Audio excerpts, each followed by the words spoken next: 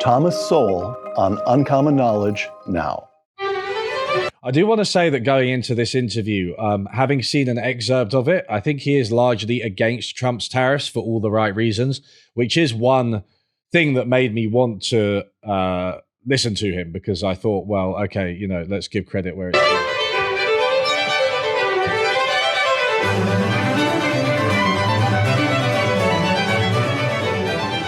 Welcome to Uncommon Knowledge. I'm Peter Robinson. Thomas Sowell lived in Gastonia, North Carolina to the age of 9 when his family moved to Harlem. After attending New York City public schools, Thomas Sowell worked in machine shops, tried out for the Brooklyn Dodgers, moved to Washington, D.C. to join the civil service. Is this really new? Yeah, it was uploaded 40 minutes ago. Oh, you can't even see. Good Lord. It's uploaded 40 minutes ago. Hey? I think I have to be here, though.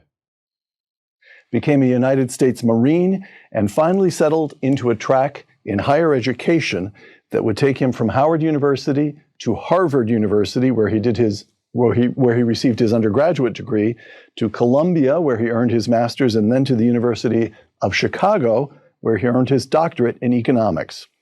After teaching at institutions including Douglas, Cornell, and UCLA, Dr. Sowell joined the Hoover Institution here at Stanford, where he has remained a senior fellow at the Hoover Institution for more than 4 decades.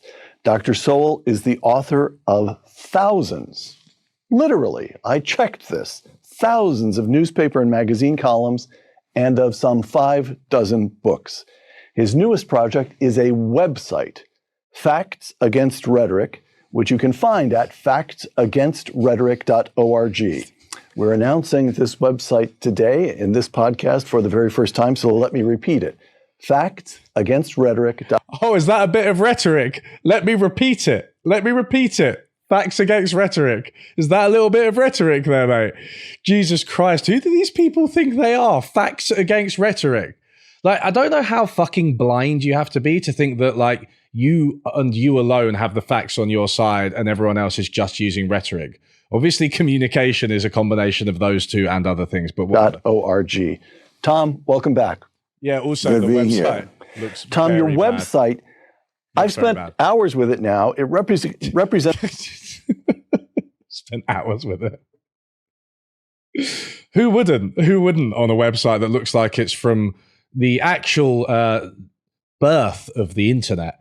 It's a kind of syllabus or curriculum for the correct way to think about modern life, with topics ranging from cultures to economic issues to education to war and peace. Why did you go to the trouble of pulling these materials together? Wouldn't students come across this material in ordinary college courses in any event?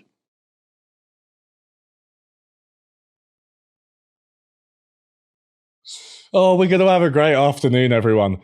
This guy's questions are so loaded. I cannot believe it. Honestly, it's so funny how loaded his questions are. No, I thought of it as enabling students to get an education despite being in college. All right. All my questions today are drawn from the website, or use the website as a point of departure. Economic issues. Under the heading on the website of economic issues, you provide a link to your classic work, Basic Economics. A brief passage from that book. I'm quoting Basic Economics. Empirical questions are questions that must be asked if we are truly interested in the well-being of others. Perhaps the most important distinction is between what sounds good and what works. On the one hand, what sounds good. On the other, what works. Why is that distinction so important? I guess it was because rhetoric and visions play such a large part in higher education. The question of whether some vision is correct, what they believe is correct. I saw recently a replay of something by AOC, the Congresswoman yes. From New York. And as I listened to her, I just was amazed that there seemed to be no factual issue as far as she's concerned. She just pronounces things to be so, and that's the end of it. And unfortunately, I think too many certainly, college students and students in high school for that matter, are introduced to a certain vision of the world where, for example, the capitalists are exploiting the workers and so on. And they just memorize that, and they talk about it as if it's a known fact. And there's no developing in those students the ability to look at two different views and try to figure out which of them is correct. To me, that back when I was teaching, if you're so interested in facts, why don't you play something that AOC actually said and demonstrate that it doesn't have any facts in it?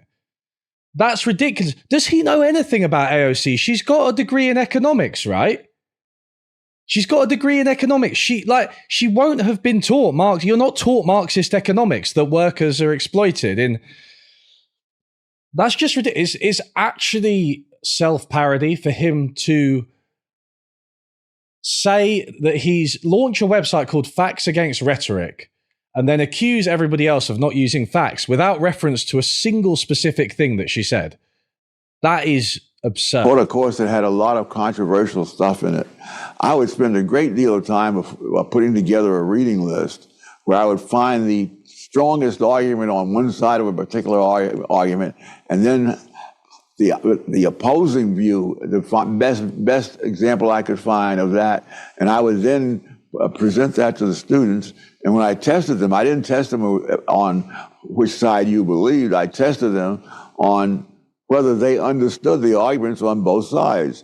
I suspect from what I see and hear that that is something that's rarely done today in education at the college or high school level. I see. I suspect that this isn't done. That you just described like most fucking university courses. What's he talking about? The only place this isn't done, by the way, is like economics degrees. Because economics degrees are largely solving maths by rote. So you don't really get critical argumentation. But you do in like politics, philosophy, the humanities, critical theory, even in like, an English language or English literature degree, like any degree that isn't like a science degree. You'll probably get it to an extent in a science degree as well. I just don't, what's he talking about? So the old-fashioned principle of teaching, which is that before you make up your mind where you stand, you make sure you understand where the other person stands first. Yes. All right. Tom, again on your website, factsagainstrhetoric.org, you provide a reading list, but you also provide links to a number of videos and podcasts. Here's one. This is a link to your old professor at the University of Chicago, and then for many years, your colleague here at the Hoover Institution, Milton Friedman. In this video, to which you link on your website, Milton is addressing the question, is capitalism humane? Take a look at this, if you would, with me, Tom. It's true that if you had a concentrated power in the hands of an angel, he might be able to do a lot of good, as he viewed it. But one man's good is another man's bad. And the great virtue of a market capitalist society is that by preventing a concentration of power, it prevents people from doing the kind of harm which really concentrated power can do. So that I conclude that capitalism per se is not humane or inhumane. Socialism per se is not humane or inhumane. But capitalism tends to give free rein, much freer rein, to the more humane values of human beings. It tends to develop a climate which is more favorable to the development, on the one hand, of a higher moral atmosphere of responsibility, and on the other, to greater achievements in every realm of human understanding. Thank you. All right. Good good thing billionaires haven't bought up all the media. Haha, good thing a Czech billionaire isn't looking to buy up the post office in the UK. Good thing a Canadian billionaire isn't trying to buy up the New Zealand media. Oh, and there's that other stuff that's happening in the US as well, but let's ignore that. That's Milton.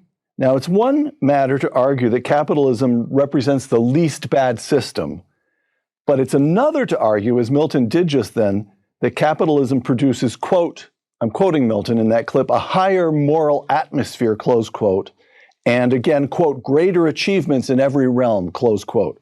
Tom, wasn't your old professor and your Hoover colleague Milton Friedman getting a little carried away there? I don't think so. But This is like The Simpsons. This is literally like when they interview Sideshow Bob for the mayor's position in The Simpsons. Sideshow Bob, Councilman Les Winan says that you're not experienced enough to be mayor. Sir, what do you have to say about that? I'd say that Les Winan ought to do more thinking and less whining. There's no Councilman Les Winan. Good line, though. It's like just absolutely like pre-mediated tee-up questions. Like, it's absolutely ridiculous. I can't get over it. if he was, it was the way to answer would be to put forth opposite evidence to what he's saying, and that's what doesn't happen. That is a lot of what is called education, is really indoctrination, and so it's not a question of whether I happen to agree with Milton Friedman or anyone else who's watching. It's a question of do the people who would disagree with him have any facts, any reasoning, any logic? Obviously, yes. That would be relevant to what he's saying. And Tom, too often. So Sowell doesn't really seem to be answering any of these substantive questions directly. He just keeps saying that there's a problem with education. And I don't know, like I mean this in the nicest way possible. He's pretty old. So like maybe that's why he's just not quite as sharp as he was, right? Because he was quite sharp when he was younger. But obviously, right, universities, right, are not a product of capitalism. A lot of the time, they have some kind of government funding. Many of them predate capitalism. Oxbridge predates capitalism. They're institutions which are built on entirely different principles than market principles. And it's your mileage may vary in the modern day, right? But just to say a sweeping statement like capitalism leads to what did Friedman say? Like the highest ideas, the most achievement and ideas. A simple counterexample, but I suppose for them, universities, everything's gone wrong at universities, and I guess the real insights lie at libertarian think tanks funded by billionaires. I don't know. It's not true. They don't. Could I ask you? The website again is factsagainstrhetoric.org, and you've already told us that. Stop displaying that. The reason you pulled that together was to produce evidence, to be empirical, to teach students to be empirical, to look at the facts. On the other hand, from this passage I just quoted, from Basic Economics, your book, empirical questions are the questions that must be asked if we are truly interested in the well-being of others. And then Milton just said in that clip that capitalism produces a higher moral atmosphere. I just want to tease this out, that as best I can tell, your insistence on empiricism, on looking at the facts, is Whoa. Who said The Simpsons is garbage in chat? You make me sick. Make me very sick. Because you have a sort of moral groundwork on which you insist. There's a pre-existing sense of morality, of right and wrong, and of our duties to each other. Is that correct? Absolutely. All right. Without that, civilization would just not be possible. I mean, every one of us is vulnerable to all sorts of things. If we couldn't rely on someone, take it from birth. I mean, we come into the world knowing nothing. We don't even know that we need food, much less how to get any. And so you must have a structure. Well, I don't want to nitpick, but surely, like, if you're breastfeeding when you're a kid, like, you instinctively breastfeed, you know that you need food. I mean, you don't know what it is, right? You can't articulate the thought, but you do. Animals know that they need food. What's he talking about? Also, what does this have to do with capitalism? Is he sort of doing a very basic sort of human nature, moral philosophy thing? Ralph, yeah. It's also true that even as we move toward adulthood and into adulthood and old age, there are times when other people, and lots of them, are essential to our own well-being. I think of all this talk about equality. In a sense, equality is enormously important, and in another sense, it's enormously irrelevant. It's important that we have equality before the law. It's important that we regard each other with a certain kind of equality. But to talk in terms of equality of capabilities is madness. I mean, if you're the world's leading authority on some particular subject, that doesn't mean that you have even minimal competence in 100 other things. And it's one of the most dangerous things in the academic world and among intellectuals in general is they often seem to assume that they know better than other people about all sorts of things, including things that these other people know from their own personal experience. And that's what makes intellectuals so dangerous. All right. So he is touching on something which is a genuine puzzle, which, by the way, you will encounter in like any introductory political philosophy course we did, which is that equality can be kind of difficult to define, right? Like when we say that people are equal, what exactly do we mean by that? We probably don't mean that everyone is exactly the same, right? We don't necessarily even mean that everyone has exactly the same income. We don't want to like equalize height. All of these kind of absurd examples, you'll discuss them in an intro political philosophy course. But what he does is sort of raises that objection, half raises it, and then just rants about intellectuals, despite the fact that intellectuals do address that, right? So that's stupid. Also, one other thing about Sowell that I find is that he'll substitute this people having the same capabilities is absurd. He'll say that. And okay, yeah, that's fine. Like, I can't play football like Lionel Messi. Fine, whatever. But he'll have that discussion and he'll do things like contrast cities and rural areas and say they'll always be different. He does this in Wealth, Poverty and Politics, his book, a lot. And that's like, okay, that says maybe rural areas will always be different to cities. Sure, fine.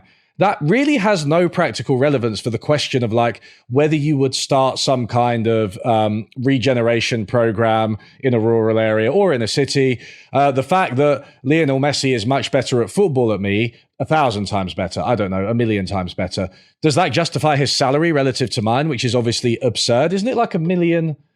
Isn't it £1 million a week at PSG? It was £1 million a week at PSG. Something like that. It was something ridiculous, right? No. So there are all these different contours, and some of them are like about how the economy is structured and about the law and about society and politics, right? And others are kind of things that we can't change. Yeah, you know, like some people are taller than others, you know, but taller people earn more money. Should taller people earn more money? Maybe not. Maybe that's something you question, but he just evades those substantive debates, which apparently intellectuals aren't aware of. Sowell again, why spend time critiquing him after a total of 5 hours of videos? Mate, how am I quiet? My mic's turned right up, you know. Wait 1 second. Okay.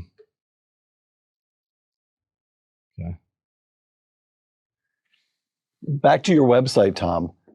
Under the heading Biographies, you provide a link to a personal odyssey, which is your own autobiography or memoir. Here you are in a personal odyssey describing your response to the civil rights movement of the 1960s. I'm quoting you. The idea seemed to be that white people's sins were all that stood between us and economic and social parity through American society.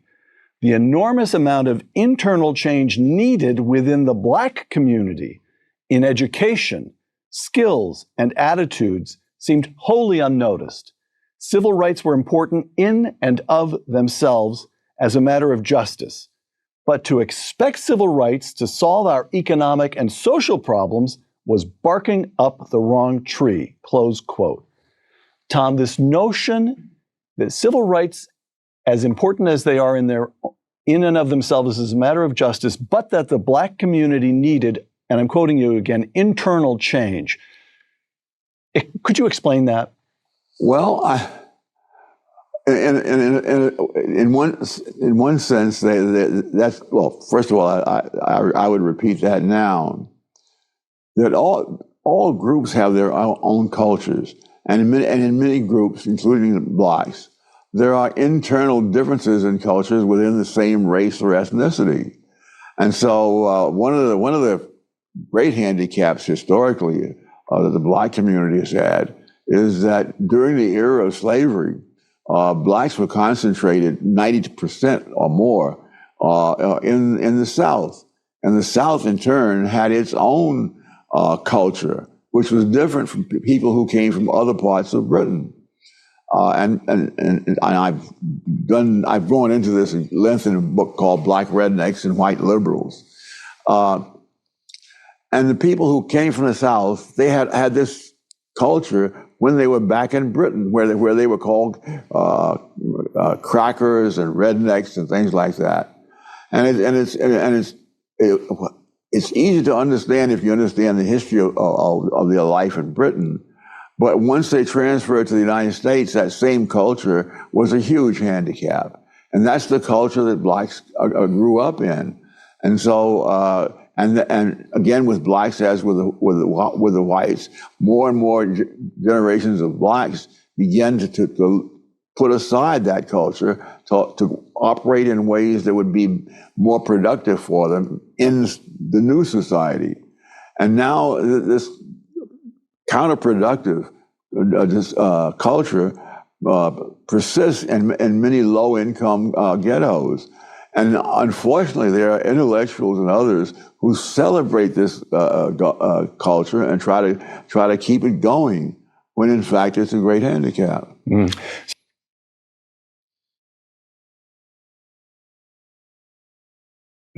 So I just want to correct a comment in chat. He actually doesn't believe in biological differences between races. He makes that quite clear, and he believes in cultural differences.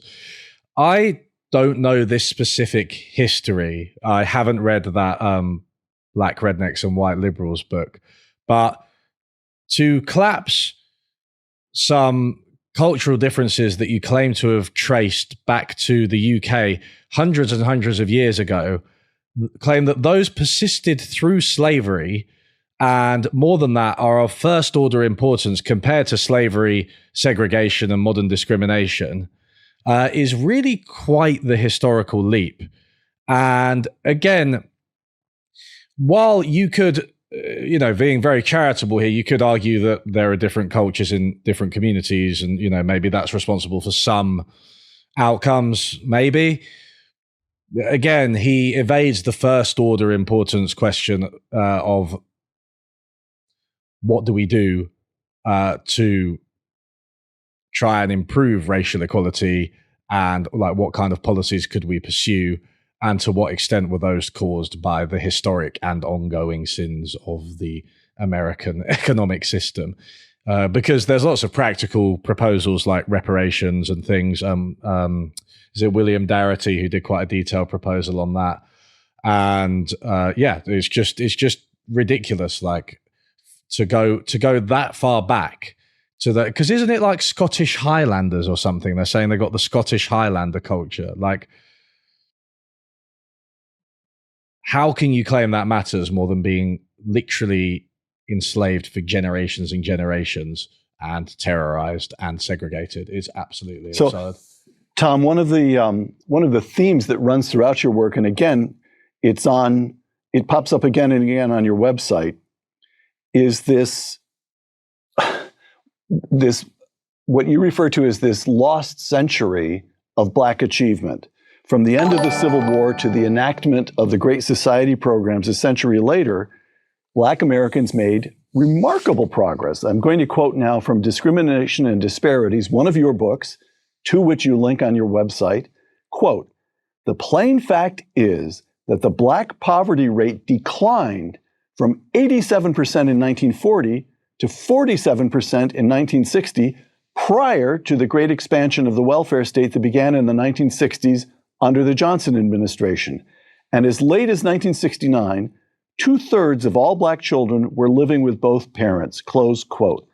So this African Americans come out of slavery with no education, no what the economists call human capital. I'm putting this out to you to make sure I understand it correctly. Furthermore, they're handicapped by the ambient culture, white culture of the South, which places, relative to culture in the North, particularly, say, New England, it places little emphasis on education, for example. And by 1940, Blacks had not only begun to better themselves economically, they'd begun to achieve education, they had begun to move into certain trades. You remark elsewhere that African Americans are making progress, in particular in construction, for example. They have, by and large, intact families. And all of this century of progress, which predates the civil rights legislation of the 1960s, receives almost no notice in the academic literature. It's as if you take a century of really quite moving, a whole people making progress, and push it down the memory hole. Is that correct? Yes. And this is part of a larger pattern in looking at statistics over time.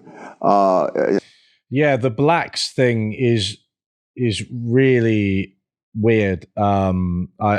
It's something that's quite American. I never really heard that, and I heard racism growing up in the UK, believe me, but we never sort of say Blacks, and I think Americans do say whites as well, but usually only after they've said Blacks, maybe to try and correct it. But it is really weird that I don't. It's very, very dated. It's just quite. I don't know. Objectifying. It applies. For example, many people credit Ralph Nader with having made the country and the government conscious of various dangers, and so that they can have laws and agencies to control those dangers. And they'll point out that Ralph Nader's book, Unsafe at Any Speed, put him on the map. When he... Just in case you're not following, he's responding to a question about the civil rights movement by talking about traffic safety.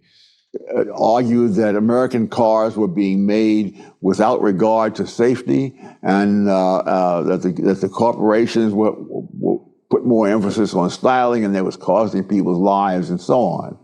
And then after that, these government agencies came in, and then if you follow the data, the death rate in automobiles went down, and many people think that that's a convincing argument.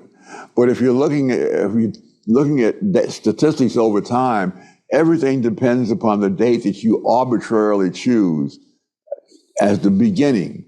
And so if you were to go back 30 years before Ralph Nader, you would find that automobile fatality rates were going down, and were going down at a far higher rate than it did after Ralph Nader.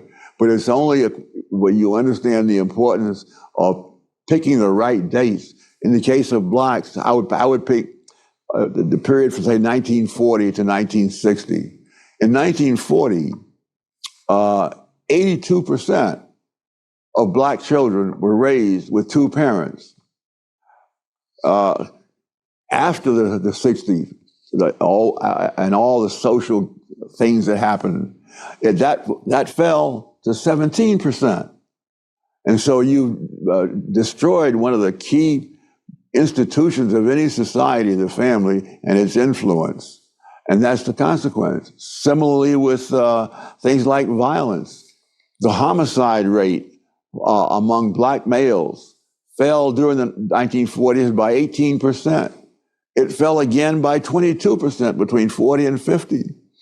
Now in the 1960s, which is when all progress is assumed to have begun, the Supreme Court began creating new constitutional rights for prisoners and criminals, and almost immediately, beginning in the 1960s, the homicide rate doubled, and it doubled after 3 consecutive decades of falling homicide rates for the whole country. Now, some things can be coincidences, but I don't think that qualifies as a coincidence. But so much of what is said, and you can go through things about the women's rise and so forth, where you find the very same pattern. Right. So, yeah, I use it's interesting discussion about what terms to use. I tend to use African American specifically when I'm trying to distinguish between black people in America versus black people in other countries, because I do think that this whole discussion can be a bit US centric at times. So I think it's worth making that distinction. But I agree that also feels a bit dated. We're all just people, man. So anyway, he did talk about traffic safety. And now, to be fair to him, he was trying to weave it in with the narrative about picking the correct dates for statistical comparisons. So he said before that there were modern traffic safety laws, actually accidents were declining, and then people credit the traffic safety laws with the decline that happened subsequently, even though they were already declining before. Now, the main problem that, I mean, obviously he's right that it's tricky to pick dates, but why pick his dates? He hasn't really made a convincing historical case for why that's the correct reference point. Remember, 1940, his starting point, World War II, right? You really shouldn't make inferences from periods like that. Now, this does speak to a bit of a complicated historical debate, and Sowell may have a bit of a point here, because I think Michelle Alexander, who wrote The New Jim Crow, made a similar point. She said, actually, it's the segregated era, there was more economic stability for black people. Despite the segregation, there was more economic stability. So she did say that, and I guess it makes sense, right? I think what you're probably seeing, I mean, so many things are happening. Again, war, a big golden age, a big period of growth, 45 to 1960. That was the golden age of capitalism that people call it. So it doesn't surprise me that black people were doing relatively well along with everyone else. But if economic opportunity started to dry up, that might also explain some of the problems. And, the order that these things happened in matters too. Is it the case that it was the war on poverty, right? The expansion of the welfare state and civil rights, which Sowell wants to blame. Is it the case that they expanded and then all the problems appeared in black communities, or is it not? I just don't think this is a detailed enough comparison of a very complex historical period for him to just go from 40 to 60, it was fine during the era of Jim Crow, and then it got worse with the civil rights movement. But it is, I'll tell you what though, and this relates to my third video on Sowell, which, by the way, will exist. There's this really interesting debate that I do think that we need to grapple with on the left, which is, I think in the minds of a lot of conservatives, things kind of went wrong in the 60s. And that's partly due to the civil rights movement and the expansion of the welfare state. And I think you saw ideas of equality, and also coupled with a more activist government, you saw all this come in, and this is these days it'd be called the woke mind virus that'd bring it all together. But, it might have been called something else back then. But I think this is the picture that Sowell's painting, and it's quite interesting that they think that they would tend to say everything changed around then. Even the way the law was practiced in the US changed. It kind of moved away from the traditional US Constitution into a more hands-on, more French Revolution type thing, because conservatives, they'll either say things went wrong in the 60s in America, or they'll say things went wrong at the French Revolution, right? So there is something here, even though I think he's being, crude with his analysis. Tom, Again, let me quote, if I may, from Discrimination and Disparities. This is you writing in that book. There was a far more modest decline in the poverty rate among blacks after the Johnson administration's massive war on poverty programs began. And by 1995, only a third of black children were living with both parents. Among black families in poverty, 85% of the children had no father present, close quote. All right. This brings us to a very important question, which is... Okay, so he's made the comparison. Did the Great Society, But just to underscore this point, right, what he's doing is still like so crude by modern statistical standards. Like, this happened in this period, this happened in that period.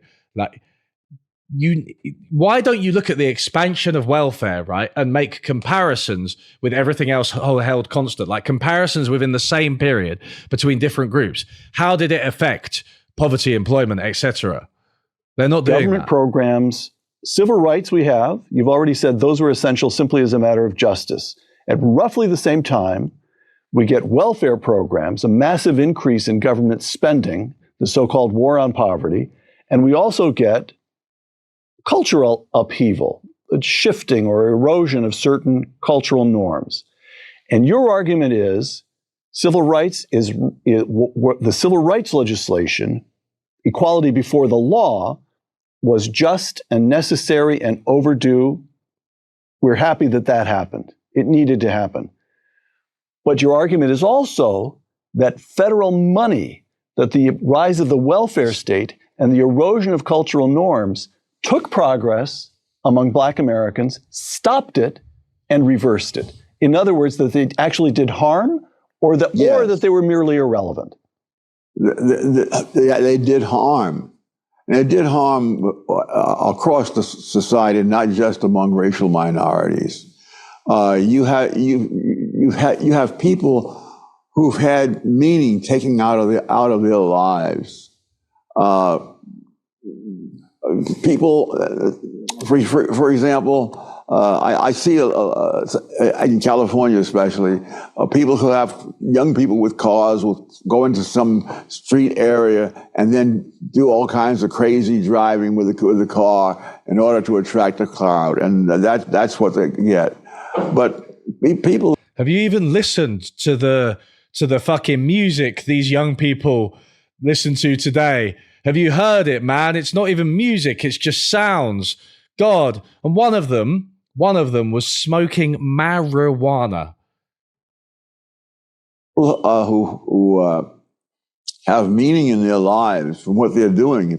If you have having a family to support, having a child to raise, things like that puts meaning in their lives.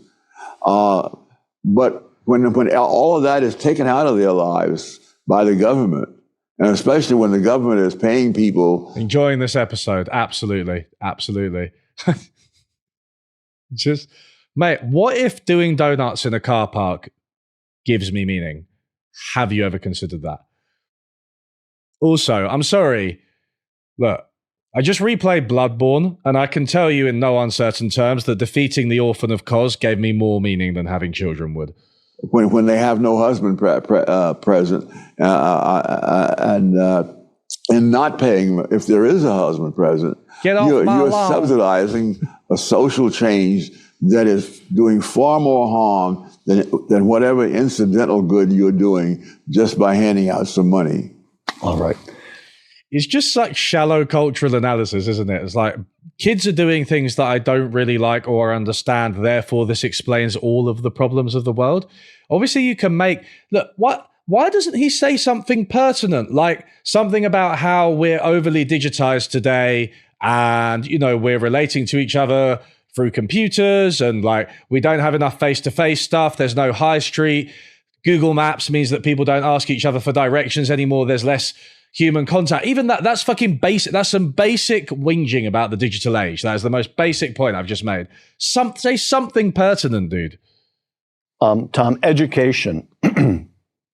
We spoke a moment ago about the internal change that was needed in the black community.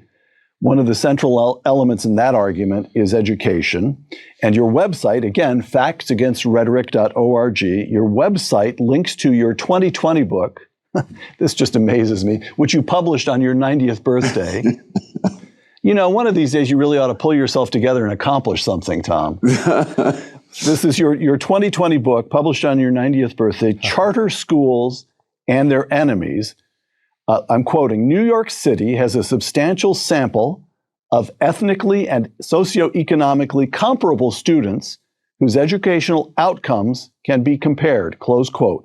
You identified 5 different charter school systems, each of which taught portions of its classes in ordinary public schools. In other words, the charter school, it was a wonderful social test, so to speak, or experiment, because they drew from the same socioeconomic group and indeed conducted their instruction in the same buildings with public school students. And you produced 2 main findings in your book, Charter Schools and Their Enemies. Here's the first. You found that charter school students, especially Black and Hispanic students, outperformed the public school students. And the second in that same building. In the same building. You've got, in one example, only 7% of the kids in one public school passed a math proficiency exam. Among the charter school kids on the other side of the wall, being taught in the same building, the figure was 100%. So let's pause with that finding. How can that be?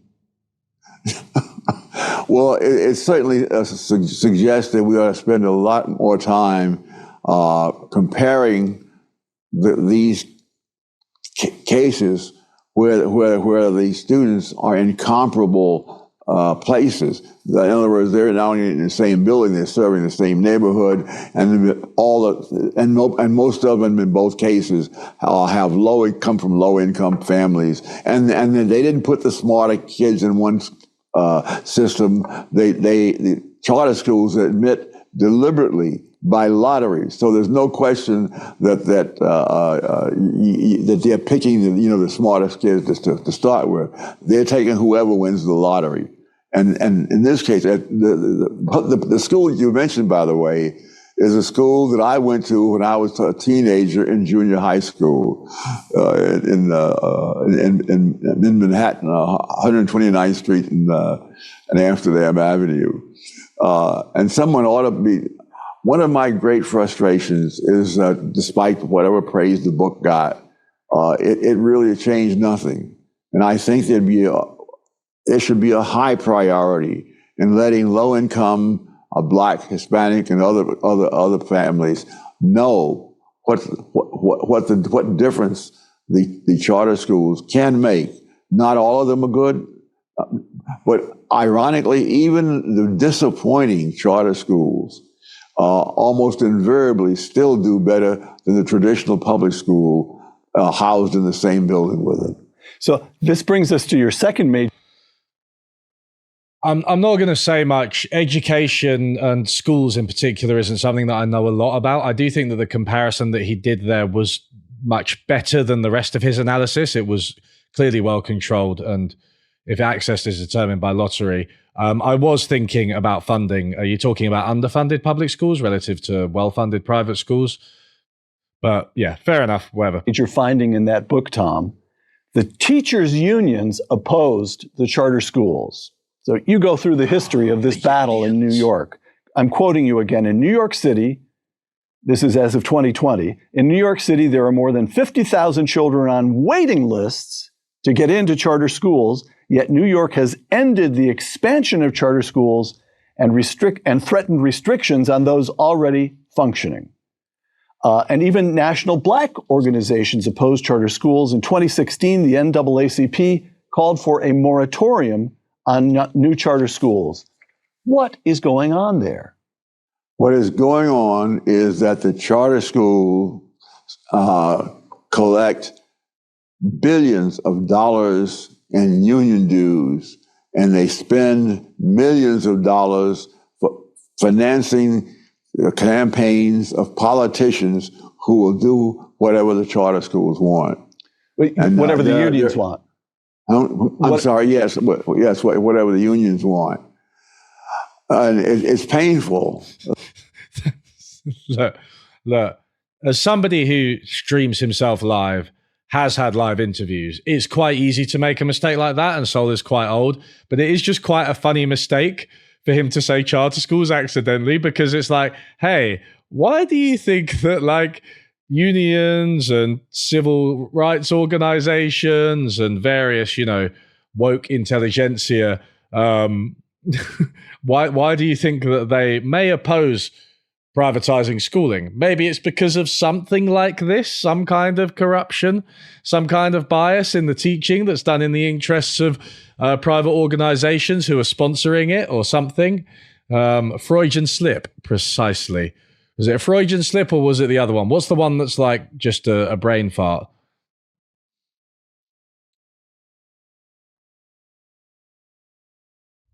That even people who started out wanting to give parents the choice of where to go to school, when they learn about the political realities, they realize they're not going to get the charter school or get the teachers union's money if they don't try to stop the charter schools.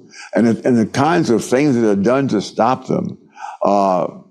For example, in various cities around the country, where there's been population loss over the years, there are plenty of vacant schoolhouses because they're not needed.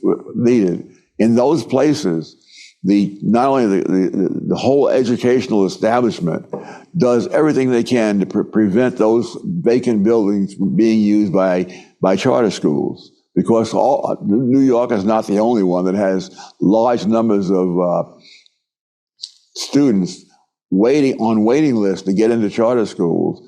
So in some places, they have simply demolished these schools that have been vacant for years to make sure that the charter schools can't use them. And that's happened in Chicago, in various cities across the country. Try again, if there was some way of letting the people in these low-income neighborhoods understand that this is what's going on, I think we would have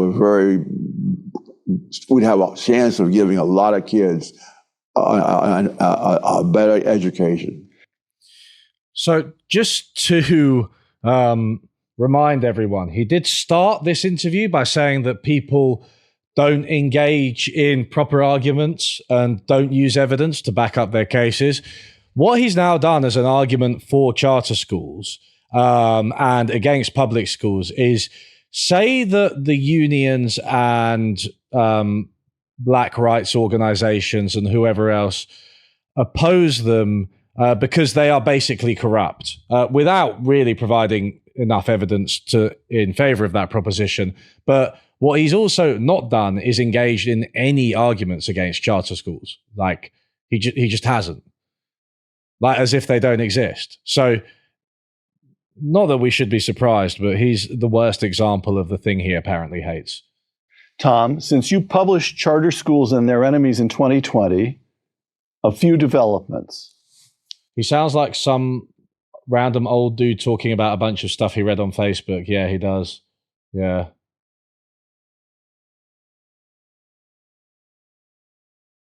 I don't know if he's a praxeologist, though, some guy. He's not an Austrian.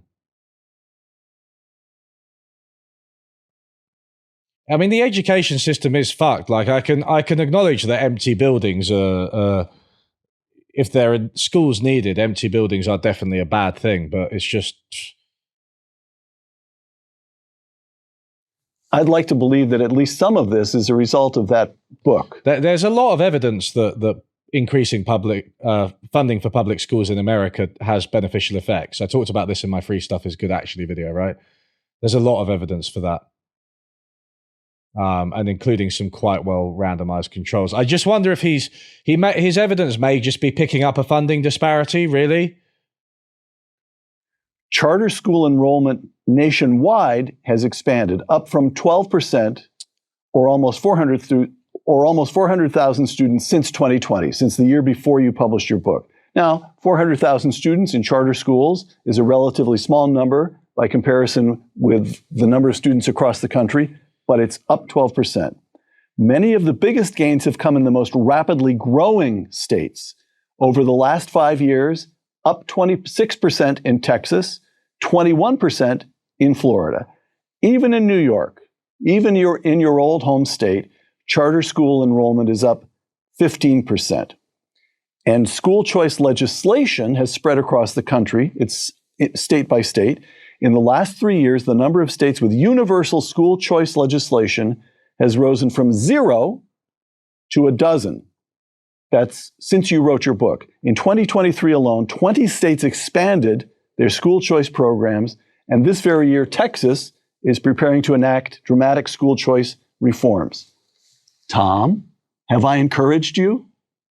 Yes, but there's another side to this as well. All right. The teachers' unions are well aware of all this, and they have put in all kinds of roadblocks to make it more difficult for kids to be sent to charter schools. For example, in California, the California law has said that charter schools are not allowed to suspend or expel students who disrupt the schools.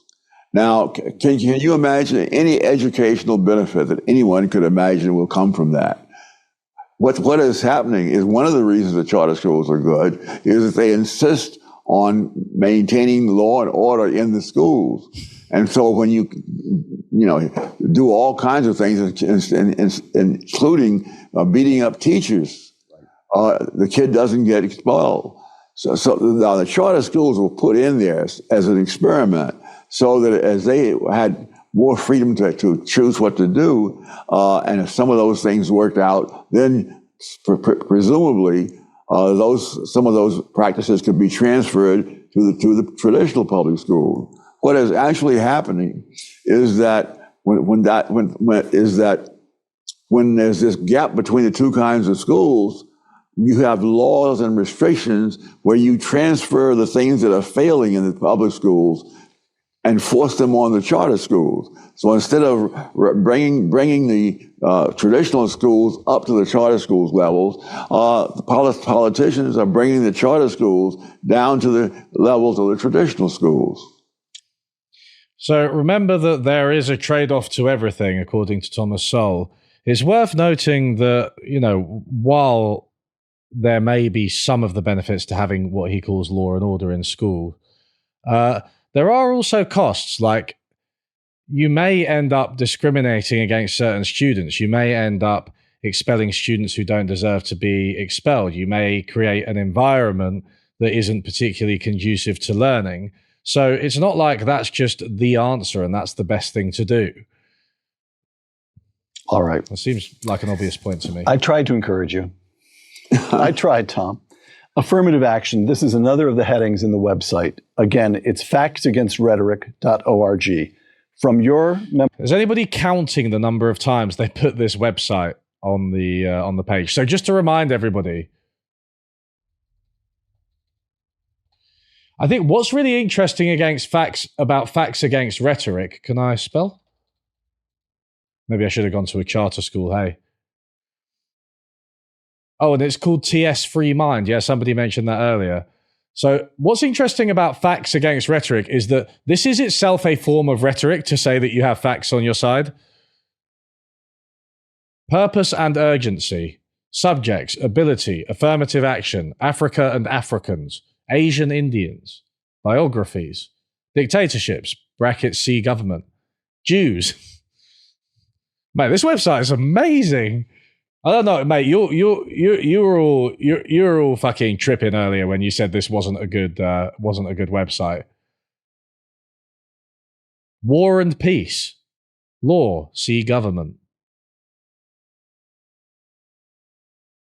All right, we're gonna come back to facts against rhetoric, or actually ThomasSowellFreeMind.com. We'll do that.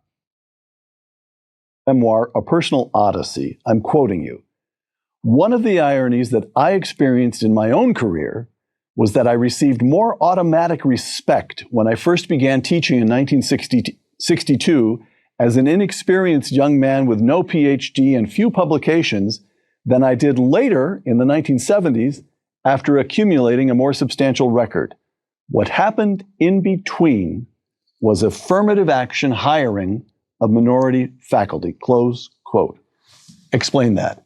affirmative action impinged on your own life, your own reputation? Well, I could give an example of something that puzzled me for a long time. When I was in the Marine Corps, I was trained as a photographer.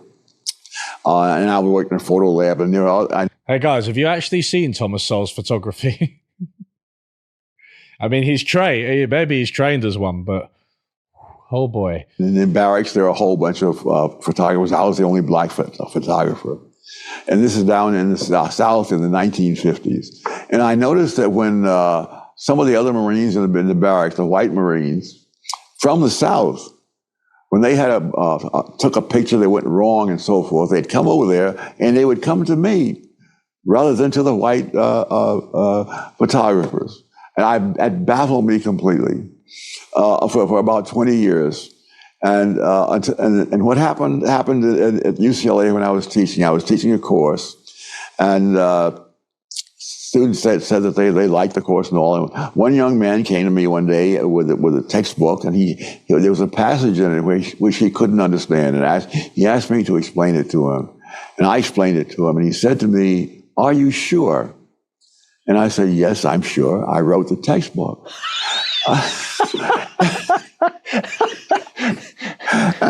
But you see, what people use race as a way of getting at other things.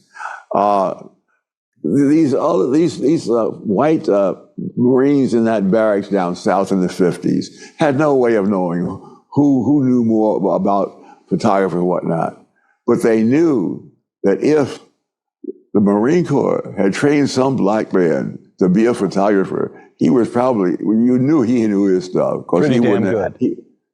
And conversely, after affirmative action, you see, now when I have far more experience and so forth, the students are questioning whether I know what I'm doing.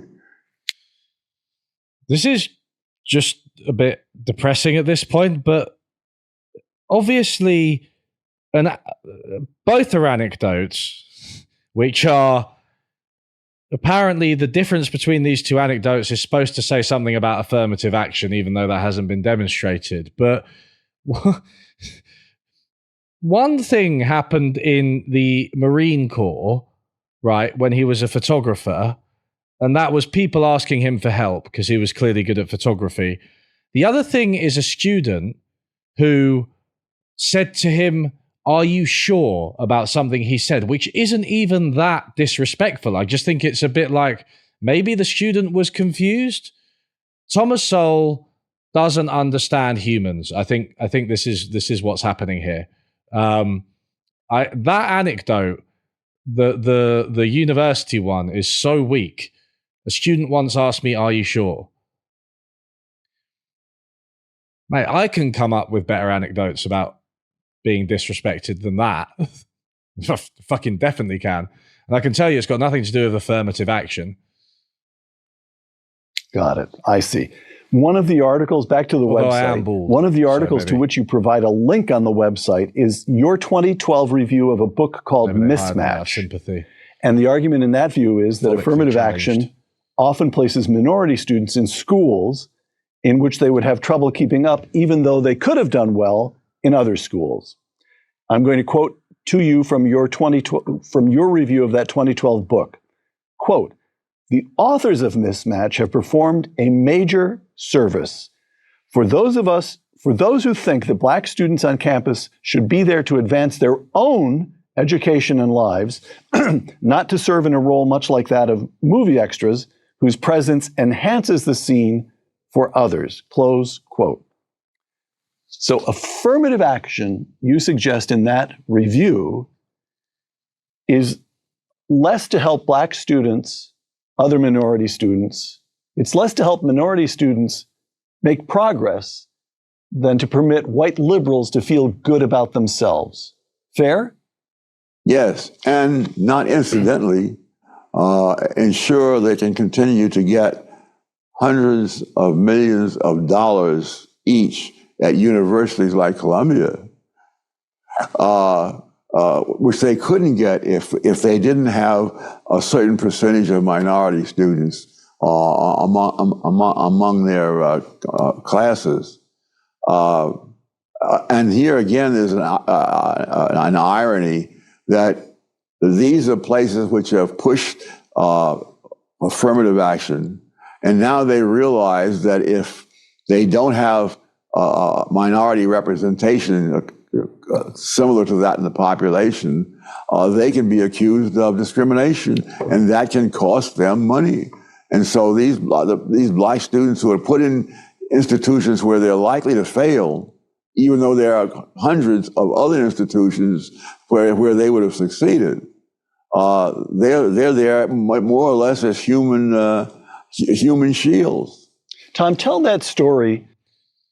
So I don't particularly like everything he said there, but there might be a nub of truth here about tokenism and PR, right? And like having, you know the way like every university brochure or pamphlet just has like, make sure that it's like multiracial, and we have like people in our department who just been asked to appear in like every picture just because they're like not from the UK or they're not white, right? Like they just any picture that's taken of them gets put on the university website again and again and again, right? Like that does happen.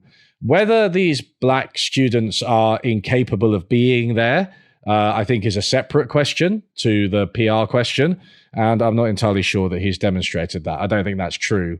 I think that, if anything, it's fucking posh white people who shouldn't be there. You mention it again in your book, Personal Odyssey, but when you were at Cornell and you discovered that there were some black students at Cornell who struck you as extremely intelligent and capable, but they were struggling all the same. They were unhappy and even angry all the same, and you investigated. Do you remember that? Yes. After Cornell suddenly started admitting black students with qualifications not as high as the students already there, I discovered that half the black students were on academic probation. And so I went over to the administration building and looked up the test scores. Now, at that time, the average black student at Cornell scored at the 75th percentile on the SAT score. Meaning that they were really smart kids. They did better than 3/4 of the other of the students who took that test. But at Cornell, liberal arts college, which is where I taught, the average student there was at the 99th percentile. And so the professors teach to the kinds of students they have. Right. And therefore, they'll proceed at a faster pace. They'll proceed with fewer explanations because the students already know so much themselves. And so someone who is perfectly capable of handling the work, if it's taught in a way that's geared to students at the 75th percentile, cannot keep up. It was even more extreme at MIT. The average black student in one of the studies done some time back at MIT was at the 90th percentile in mathematics, which they scored higher than 90% of the students who took the test. But they were so that made them in the top 10%.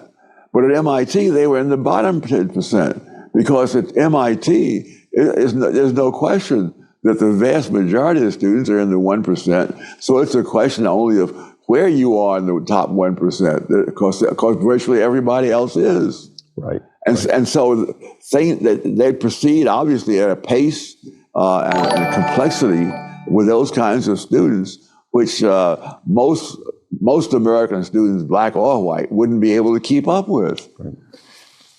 So I might have missed it, but I don't think he proved that these black students are failing disproportionately. Clearly, one of the things that affirmative action is supposed to rectify are some of the biases like that occur outside of these tests or before the tests or even within the tests, right? So I don't think that it's necessarily a terrible thing if there's a gap on entry. Furthermore, to the extent that minority students who were admitted because of affirmative action do fail at a disproportionate rate, it might also have something to do with how the university is set up and whether they are discriminated at by teachers, for instance, when they're at university. Again, this is really complicated and it requires a lot of data that Sowell's not presenting. I don't know the answer, but I think you have to consider some of these questions before you jump to some kind of conclusion that, there are too many minority students because of affirmative action and they're not doing very well and they're not very happy. I mean, his evidence was that they're not very happy, and he said that was just from talking to some of them.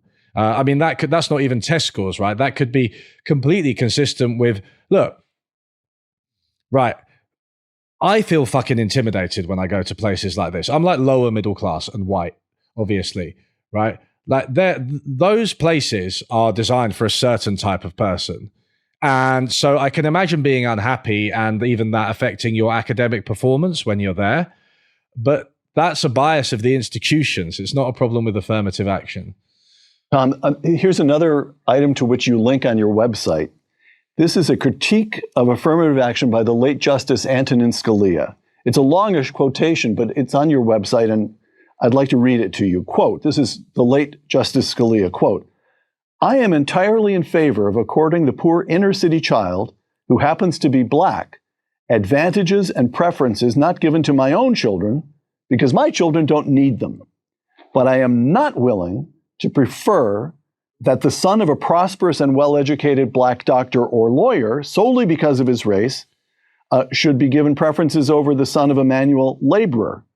The affirmative action system now in place will produce the latter result because it is based on concepts of racial indebtedness rather than individual worth and need. That is to say, because it is racist."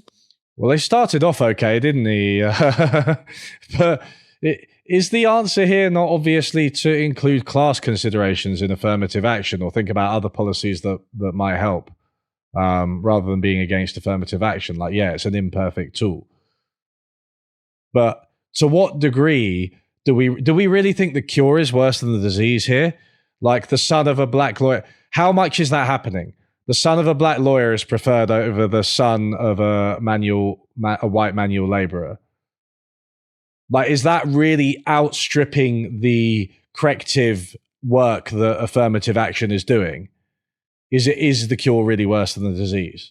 Again, this is just too general, quote. Right? Now, it is one matter to say that affirmative action does a lot of harm, and you've just described instances in which it has done harm, taking very talented black kids and placing them in a situation in which they're going to feel inadequate for 4 years when they could have felt at the top of the charts in other institutions. But it's another matter to say that affirmative action, as we've experienced it across this 25 years or so, is racist. Are you willing to go that far? Adjectives, not always the main thing. I'm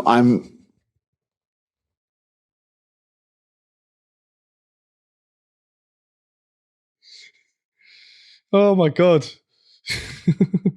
It's like a modern Eminem lyric. Adjectives are not always the main thing.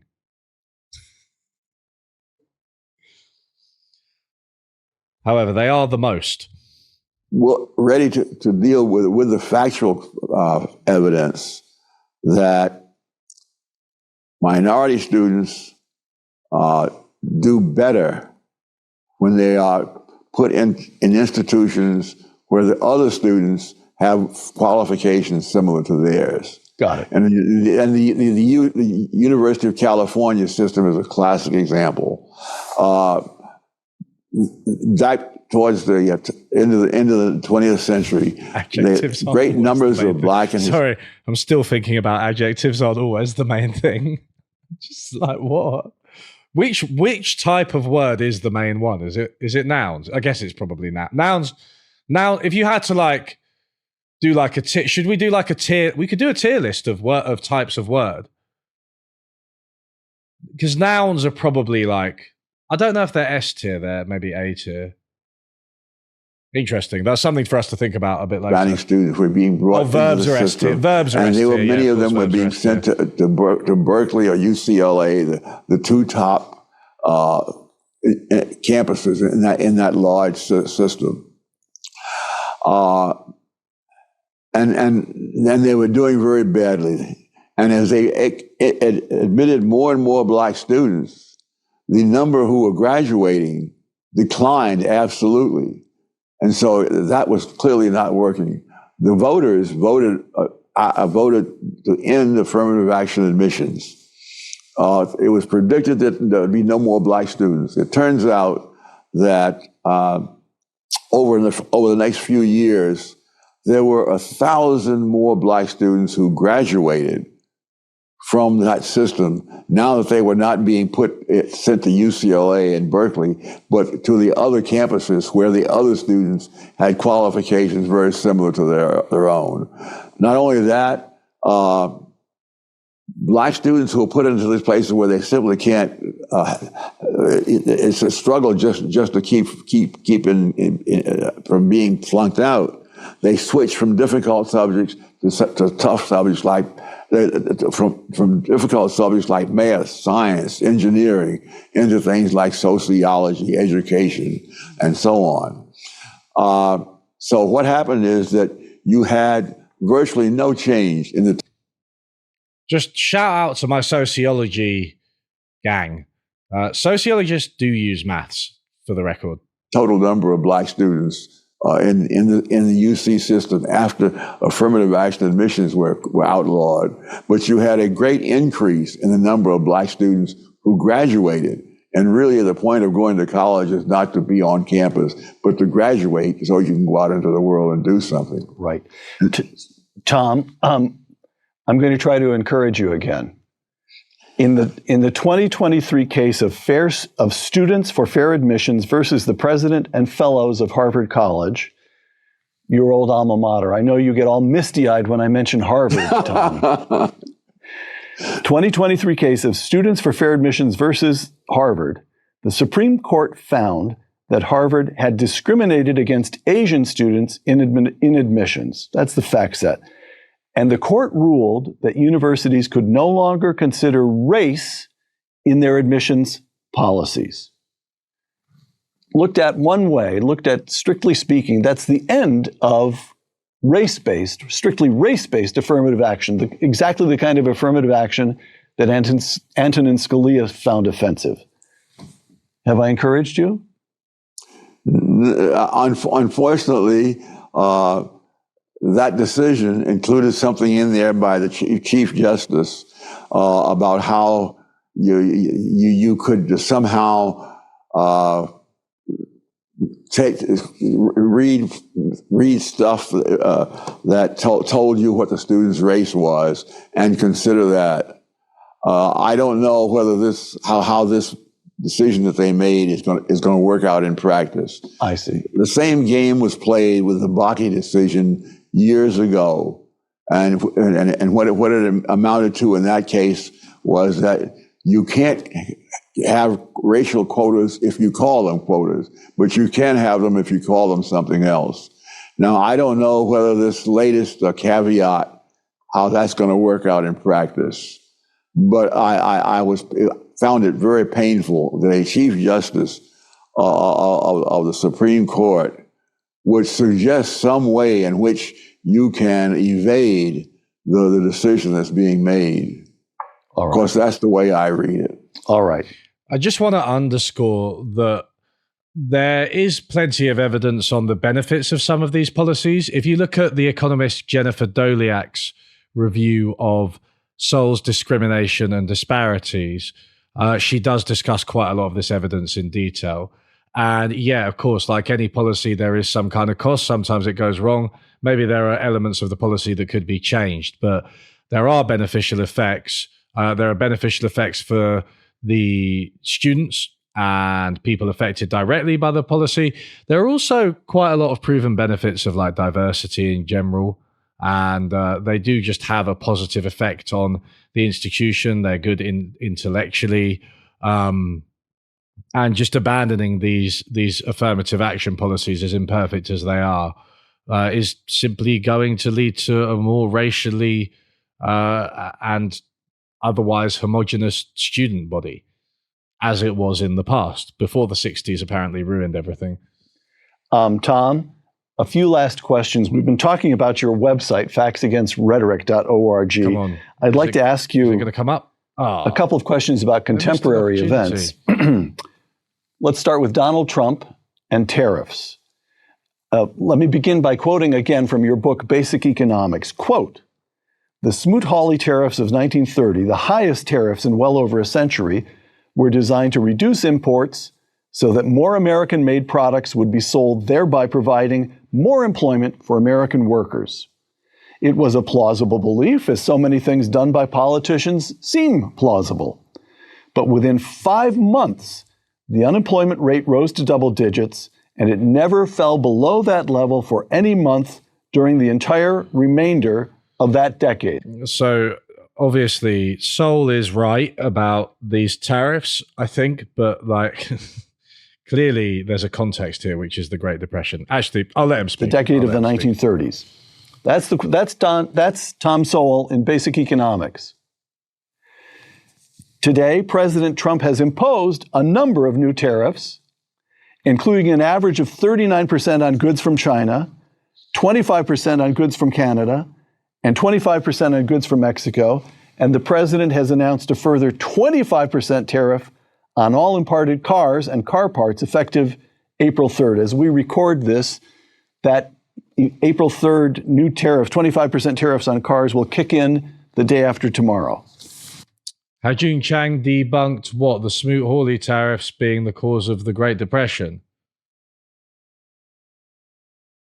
Where did he do that? Because I'm quite familiar with his work, but I remember him talking more about historical industrialization and tariffs. I'm sure he has spoken about the Great Depression as well. Which book are you talking about? What do you make of the present President of the United States and his tariffs? It's painful to see what a ruinous decision from back in the 1920s being repeated. Now, insofar as he's using these tariffs to get very strategic things settled, and that he is satisfied with that. But if you set off a worldwide trade war, that has a devastating history. Everybody loses because everybody follows suit, and all that happens is that you get a great reduction in international trade. The other, it's disturbing in another sense. Franklin D. Roosevelt, when he was president in the 1930s, said that you have to try things, and if they don't work, then you admit it, you abandon that, and you go on to something else, and you try that until you come across something that does work. Now, that's not a bad approach if you are operating within a known system of rules. Mm. But if you are the one who's making the rules, then all the other people have no idea what you're going to do next. And that is the formula for having people hang on to their money until they figure out what you're going to do. And when a lot of people hang on to their money, you can get results such as you got during the Great Depression of the 1930s. So if this is just a set of short-run ploys for various limited objectives, limited in time, fine, maybe. But if this is going to be the policy for 4 long years, that you're going to try this, you're going to try that, you're going to try something else, a lot of people are going to wait. I think what happened in the stock market recently, when things came down substantially for quite a while, and I note that various people are holding on to their money before they do anything because they don't know where this is going to lead. Right. Back to Okay, so quite clearly he's completely right about Trump. He does seem to be attributing the Great Depression to Roosevelt's actions, or the how long it lasted for to Roosevelt's actions. And I think it's pretty widely agreed that the New Deal did create a kind of recovery, right? Like there was growth in GDP, there was a fall in unemployment. Now, they did go back and forth on the New Deal, which probably created some uncertainty. But I think, again, the first order consideration here was that they were cutting it, right? So they started to cut it. The economy went back down again into a tailspin, I think in 1937.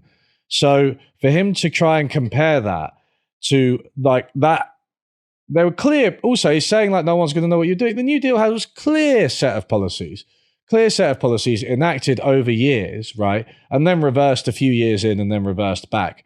Yeah, a bit of uncertainty. But to compare that to Trump's, like, how long has he been in office? Like fucking, 3-4 months? Every day the policy changes. It's completely different. And all it does is just increase costs for people.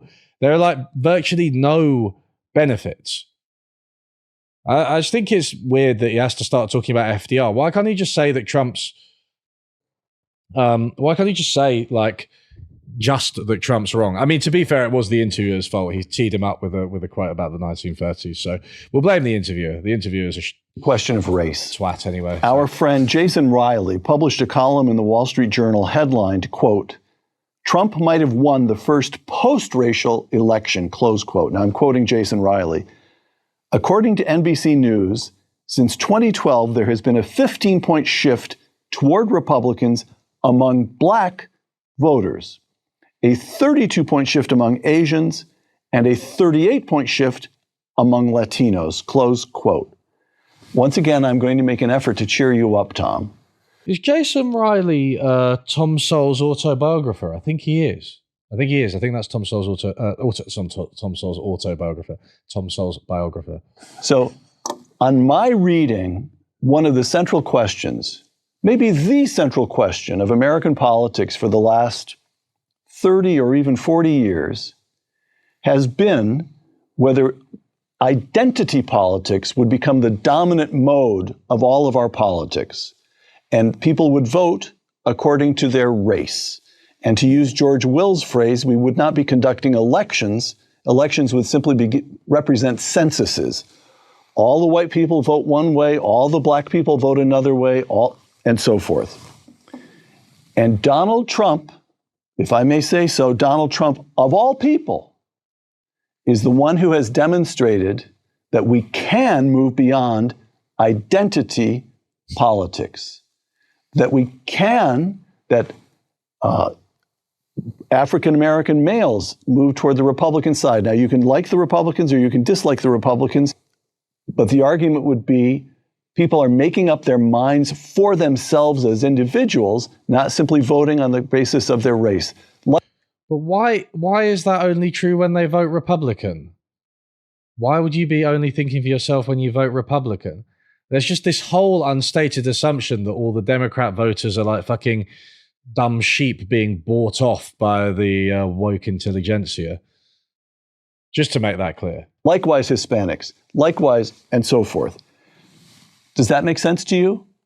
Yes, and it's one of the most encouraging developments, and one I was surprised to see come finally.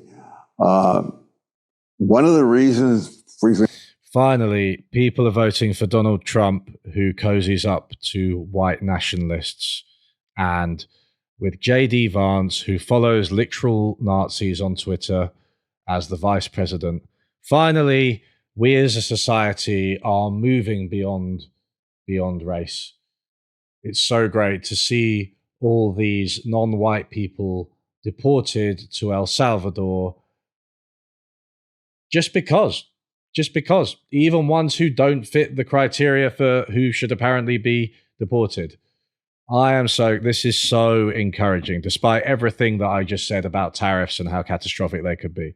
Example why it's so hard to get a decent education for black kids and low-income black kids is that the black vote has gone automatically to the Democrats by a huge margins. for very Not automatically, because because they're better, because they represented historically those interests better. It's just so unthinking. long time.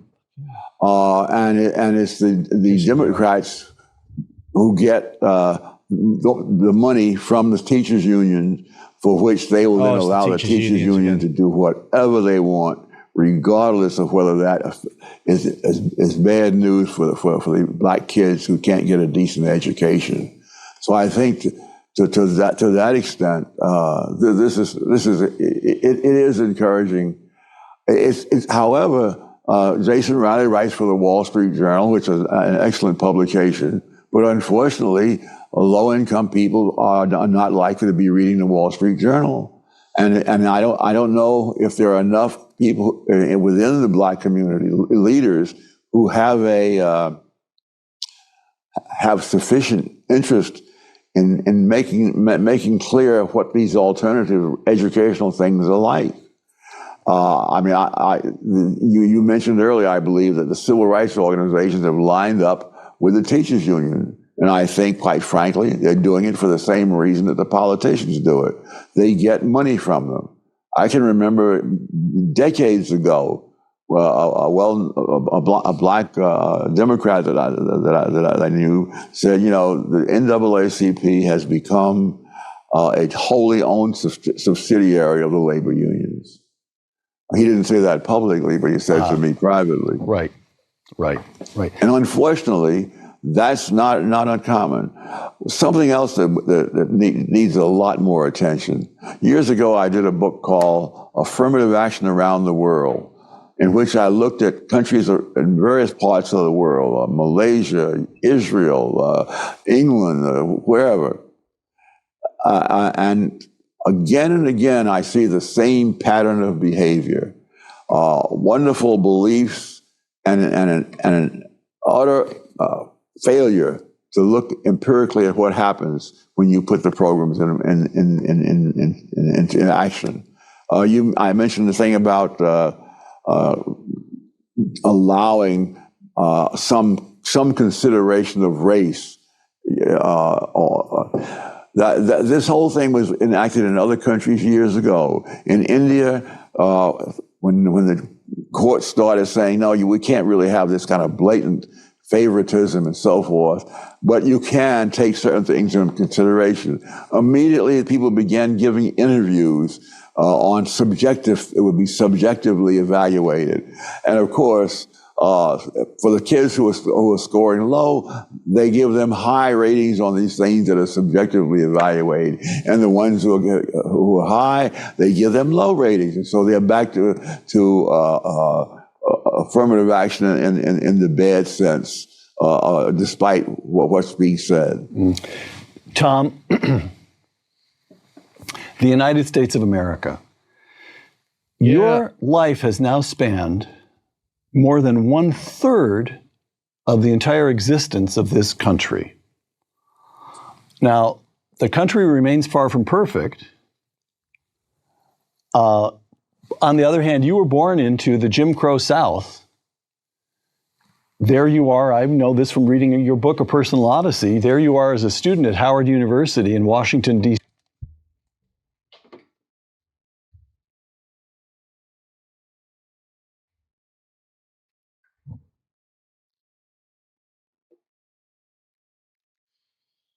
And then you later returned to Washington as a civil servant. And there were drinking fountains you couldn't use. And there were restaurants and cafes in Washington where only the whites were permitted to sit down and black people had to stand at the counter. That's gone. You've led a remarkable life yourself in which, in all kinds of ways, the central theme of your work has been this country. What's wrong with the country, the competing visions, the vision of the anointed, the way the intellectuals misbehave, the way we need to understand race and ethnicity in this country in the larger context of race and ethnicity around the world. So you're not just a remarkable figure, you're a distinctly American figure, in my view. And students today are taught in all kinds of ways, and sometimes explicitly, that the United States is permanently flawed. They're taught to look down on the country. Ta-Nehisi Coates, here's a quotation. "The American dream cannot exist without racial injustice," close quote. Tom, what should students understand about the United States? First of all, they should understand something about the actual history of the United States instead of the propaganda. That's not likely to happen. And this is a problem that extends beyond blacks or and other low-income minorities. This longer than year-long curse of anti-Semitism all over the country, and not just anti-Semitism in words, but actually forcing violence and so forth, and that is something that's going to be very tough to get rid of. Mm-hmm. But I think it can be gotten rid of, and I think this taking away the money from Columbia is a perfect first step. So I don't quite. In case you missed his weird little pivot there, suddenly he was talking about anti-Semitism, which presumably refers to the protests in the wake of the Israel-Palestine conflict. It's not entirely clear why that's anti-American, though. He was trying to prove the point that students are indoctrinated to be anti-American.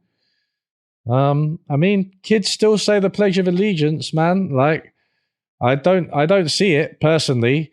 You just talked about Trump getting elected. Make America great again? I don't know.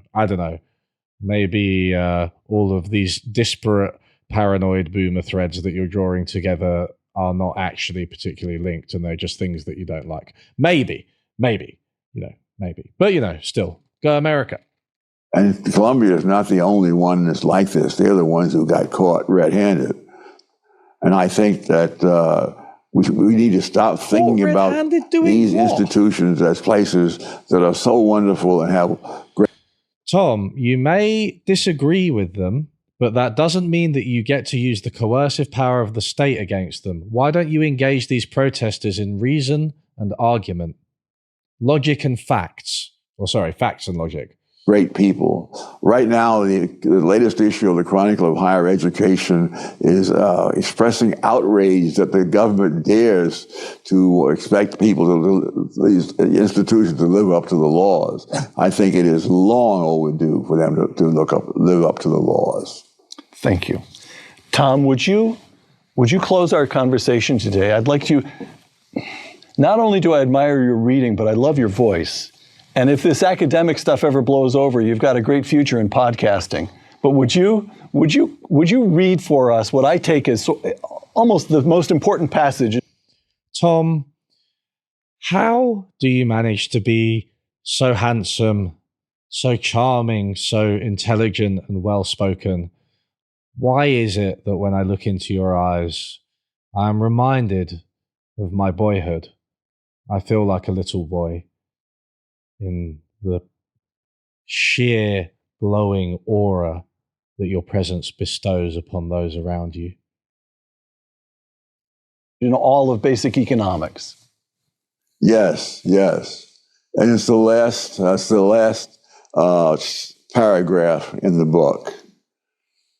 However useful economics may be for understanding many issues, it is not as emotionally satisfying as more personal and melodramatic depictions of these issues often found in the media and in politics. Dry empirical questions are seldom as exciting as political causes. The ringing moral pronouncements. But the empirical questions are questions about what that must be asked. if we are truly interested in the well-being of others, rather than in excitement or a sense of moral superiority for ourselves. Perhaps the most important distinction is between what sounds good and what works. To pick an example out of thin air, perhaps something like free markets. Sounds good. Does it work? You can't debate Tom Sowell. Oh, yeah. You can't debate Tom Sowell. Mate, he can't debate himself. He just read his own quote wrong at several points.